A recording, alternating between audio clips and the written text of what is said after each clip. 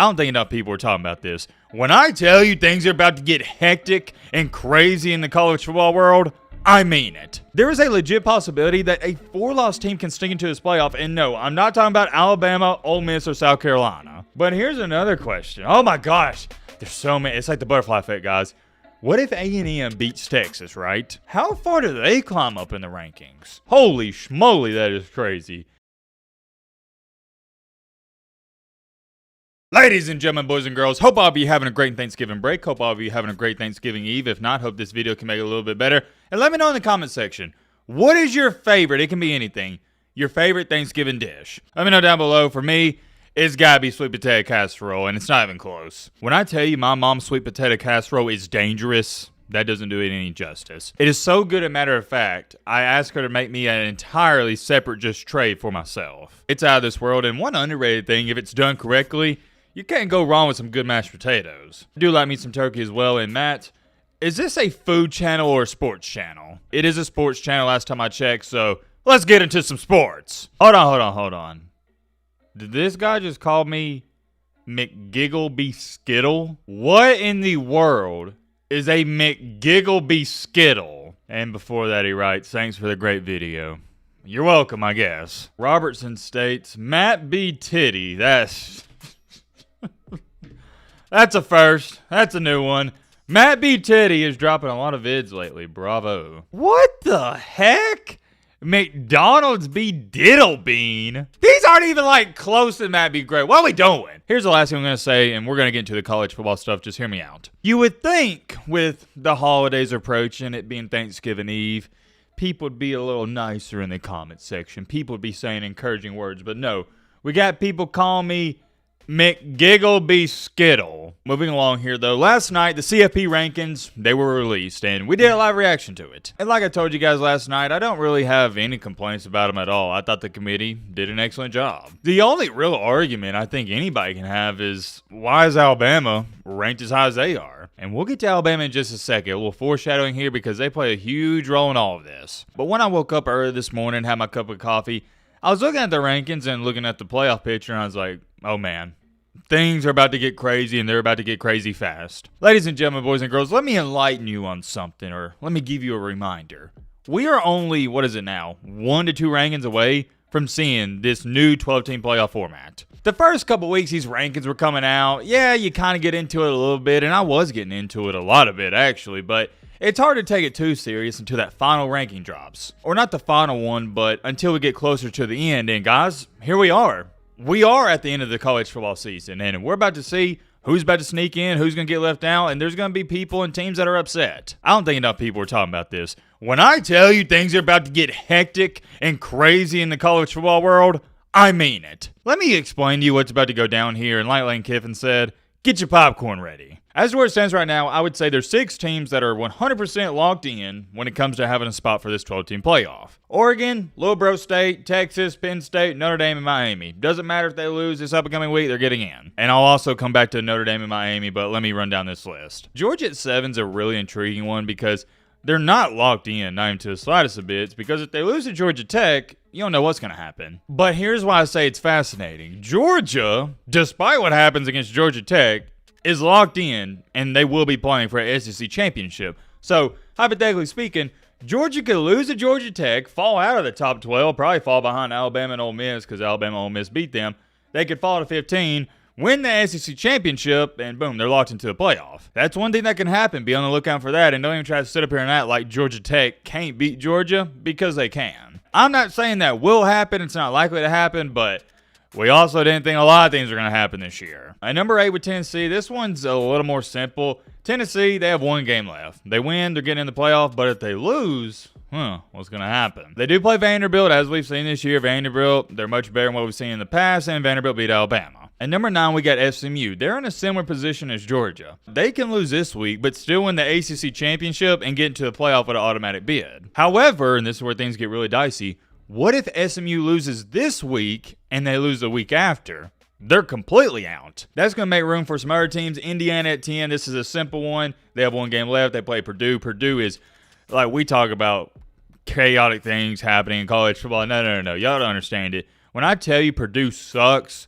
doesn't do any justice. They're awful. Indiana, they're probably getting in. This one isn't real controversial. If Indiana wins, they're in. If they lose, they're out. There's no way Indiana loses to Purdue and still sneaks into a playoff. Not going to happen. I don't care that they only have 2 losses. The Boise State one out of 11 doesn't really matter too much because they're a group of 5 school, so let's just say Boise State loses, slips up a couple of times, well then somebody else is going to get that spot. But moving down the list here, 12 through 15, really just 12, 13, and 15 are super interesting. Number 12, you got Clemson. Number 13, you got Alabama. 14, you got Ole Miss. They really don't have a shot at all. And then 15, you got South Carolina. Well, the Clemson and South Carolina one's simple. They play this week, you lose, you have no shot, you win, you got a shot. But, and I have a big but, South Carolina is 2 spots behind Alabama. And I know what everybody's going to say, and I just think it's having recency bias.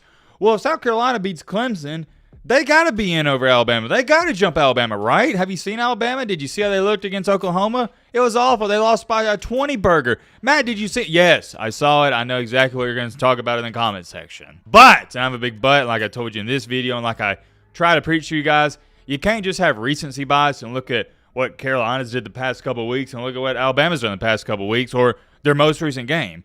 Look at what they've done the entire season. The committee's going to do that. They're not just going to say, whoa, Alabama ain't been too hot the past 2 weeks, so we can't put them in. That doesn't make any sense. You got to look at what they've done all year long. And the reason I bring all that up is you can sit up here all you want and say, well, Alabama hasn't looked good. I'll be the first person to tell you that. But may I remind you, Alabama beat South Carolina in the head-to-head matchup. So let's just say, hypothetically speaking, South Carolina squeaks out a win over Clemson. They win by 3 points. On the flip side, what if, and this is a big what if, Alabama dominates Auburn? I'm talking about Donkey Kong smashing them like they did to LSU. They win 42-10. That is going to be a tricky conversation. If Alabama destroys a fairly decent Auburn team and South Carolina beats Clemson by 3, who gets in if it comes down to those 2 teams? Because you've got to ask me, Alabama and South Carolina are pretty much 1A, 1B. They're pretty even. And when it comes down to if it's even, you know what they're going to talk about, right? Okay, who won the head-to-head? Alabama. And here's another thing you need to talk about. The committee is telling you right now, hey, we think Alabama isn't just 1 spot, but 2 spots better than South Carolina. And if Alabama takes care of business against Auburn, it doesn't matter if South Carolina beats Clemson.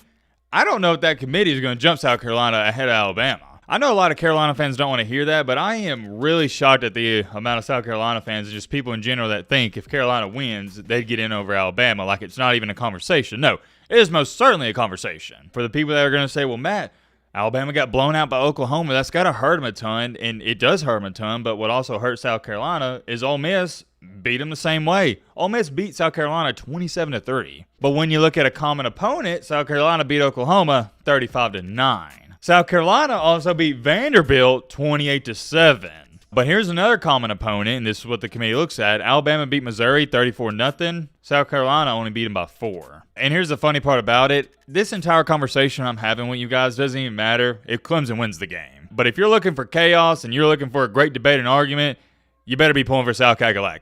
And I don't know about y'all, but what makes college football as fun and entertaining as it is all the controversy and chaos. I like it. I don't shy away from it. I like drama, and so do you. But let's move down here because there's a team that's ranked outside the top 15 that is in prime position to make this playoff, and that's Arizona State. As where it stands right now, there's not a Big 12 team ranked inside the top 15, but guess what? One of those teams, regardless of the ranking, is getting to the playoff because they get an automatic bid. Let's just say, for the sake of this video, Arizona State, they win the Big 12 and they get that bid. Well, that's going to take a spot in your group of 5 school, whether it be Boise or somebody else. We're going to say Boise. That's going to take another. I say all that to say this. As to where it stands right now, there's only 2 teams outside of this playoff that have a legit shot of sneaking in.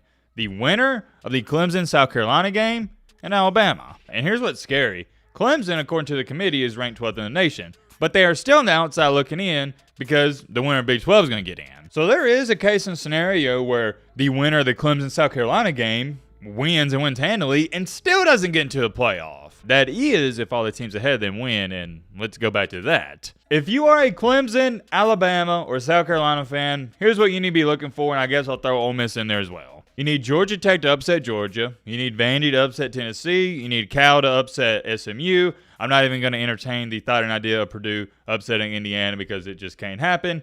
And that's pretty much it. I don't care what happens. Who does Miami play this week? Hold on. Let me pull it up. Okay, they play Syracuse. Doesn't matter what happens in that game. Miami's still getting in the playoff. I don't see them falling outside the top 12. Same thing for Notre Dame. They play USC as where it stands. I think the line on that game is, it's 7.5. Even if Notre Dame loses, they're still going to get in. Let me ask you this question, though. What if Georgia beats Georgia Tech by, we'll say 7, and they lose in the SEC championship by like 20? Man, oh man.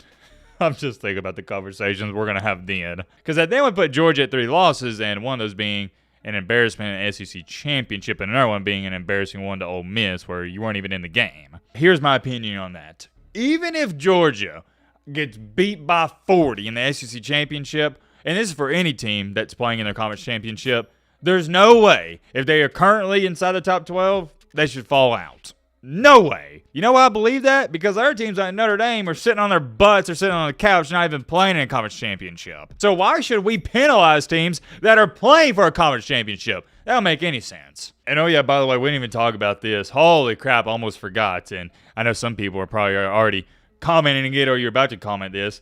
Texas A&M, all the way down at 20, controls their destiny. That is absurd. A&M, 8-3, ranked 20th in the nation, controls their destiny. All they gotta do is beat Texas and then win the SEC championship. They're getting in. But here's another question. Oh my gosh, there's so many. It's like the butterfly effect, guys. What if A&M beats Texas, right? They upset Texas. How far do they climb up in the rankings? You gotta jump them ahead of teams like BYU, Iowa State, Tulane, I'd say ASU, and I feel like you got to put them ahead of South Carolina, Ole Miss, and Alabama. So let's just say A&M, some upsets happen in front of them. They sneak in at like the last spot. We'll just say 11 or 12. But then in the SEC championship, they get blown out by Georgia. Well, I think it's the same thing. If you had A&M in the playoff before the SEC championship, you got to put them in after it. That would then mean you got a 4-loss team in the 12-team playoff. Think about that. There is a legit possibility that a 4-loss team can sneak into this playoff. And no, I'm not talking about Alabama, Ole Miss, or South Carolina. Holy schmoly, that is crazy. Wow. Imagine telling an A&M fan all you got to do is win 2 games and you're making the playoff. I think before the season, they take that bet. Or it's not even a bet, but yeah, you get what I'm trying to say. I don't know what's going to happen this weekend, but I can tell you this much. The way things have transpired this entire season, there's going to be chaos. And here's the last thing I want to talk about before we end out this video. Alabama. Alabama cannot win a championship this year. I don't care if they sneak into a playoff. This is not a championship caliber team. Therefore, if you want the Bama fan in me to come out and talk for a second, it really doesn't matter to me if Alabama gets in or doesn't. They just can't win a championship. And to me, if we can't win a championship, there's no point of even competing for one or even making the playoff. Alabama's not a championship caliber team because championship caliber teams don't lose to Vanderbilt and they don't get blown out like they did against Oklahoma. Much credit to Oklahoma, but Oklahoma ain't very good. I'm curious. Let me know your thoughts down below about that.